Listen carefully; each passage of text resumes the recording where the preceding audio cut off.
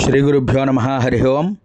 ఇప్పుడు మనం చూస్తున్నటువంటి దేవస్థానం ఏమిటంటే అండి, పుష్యమి నక్షత్రం 2వ పాదం. ఇది ఎక్కడుంది ఏమిటి అనేది తెలుసుకుందాం. మాణిక్యాంబా సమేత భీమేశ్వరాయ నమః. మన భీమఖండంలో భీమేశ్వరుణ్ణి పురస్కరించుకొని మనకి 27 నక్షత్రాలకి కూడా పాదలింగాలు అంటే 108 లింగాలు ఉన్నాయి. అందులో భాగంగా మనం ఈరోజు పుష్యమి నక్షత్రం 2వ పాదం, ఈ నక్షత్రానికి ఎలా వెళ్ళాలి ఏంటి అనేది తెలుసుకుందాం. స్వామివారి పేరు భద్రకాళీ సమేత వీరేశ్వరుడండి.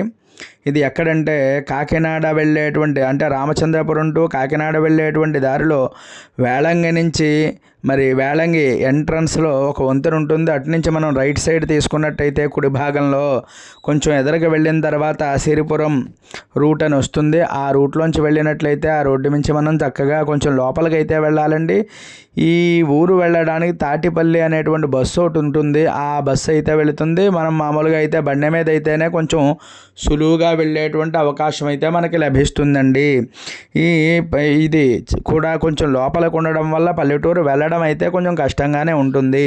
మనం బండి ఉంటేనే కొంచెం సులువుగా వెళ్ళగలం. ఈ నక్షత్రానికి, పుష్యమి నక్షత్రానికి అధిష్టాన దేవత బృహస్పతి. బృహస్పతయే నమః, పుష్యమి నక్షత్రాయ నమః అంటూ అందరూ కూడా జపం చేసుకుంటూ ఉండండి. ఇప్పుడు స్వామివారిని నేనైతే మీకు చూపిస్తున్నాను. ఆ పరిసర ప్రాంతాలని కూడా చూశారు, ధ్వజస్తంభాన్ని కూడా చూడండి, అలాగే చండీశ్వరుని కూడా చూడండి, నందీశ్వరుని కూడా చూసిన తర్వాత స్వామివారిని అయితే ఒక్కసారి మనసా వాచా కర్మణ అందరూ కూడా దర్శనం అయితే చేసుకోవండి.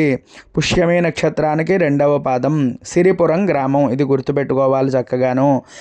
స్వామివారు భద్రకాళీ సమేత వీరేశ్వరాయ నమః అంటూ అందరూ కూడా నమస్కారం చేసుకోండి. వీలైతే తప్పకుండా వెళ్ళి దర్శనం చేసుకోండి. అవకాశం ఉన్నవారైతే వెళ్ళాలి, లేని వారైతే కనుకనో మన వీడియో చూసి ఈ యొక్క చక్కగా స్వామివారిని అయితే దర్శనం చేసుకుని ఆ నక్షత్ర దేవత యొక్క అనుగ్రహం పొందండి. మన పాదమే కదా, మన నక్షత్రమే కదా అని చెప్పి మనం ఒకే వీడియో కాకుండా ఈ పుష్యమి నక్షత్రం 1వ పాదం, 2వ పాదం, 3వ పాదం, 4వ పాదం మొత్తం నక్షత్రంలో ఉండేటువంటి వీడియోలన్నీ కూడా చూసి నమస్కారం చేసుకుంటూ ఉండండి. ఇలా వీడియోలు మరెన్నో మీ ముందుకు వస్తూ ఉంటాయి. ఎందువల్ల అంటే మనం ఒక యజ్ఞంగా తలపెట్టి 108 వీడియోలు కూడా అయితే మనకి చక్కగా ప్రాసెస్ అవుతోందండి. కొద్దిగా అవుతోంది కాబట్టి అందరూ కూడా వీక్షించి తరించగలరు. ఇంకా మన ఛానల్ని ఎవరైనా సబ్స్క్రైబ్ చేయకపోతే సబ్స్క్రైబ్ చేయండి. ఈ వీడియో మీకు నచ్చినట్లయితే లైక్ చేయండి, కామెంట్ చేయండి. ఎవరికైనా ఉపయోగపడుతుంది అంటే ఈ వీడియోని అందరికీ కూడా తప్పకుండా పంపించండి.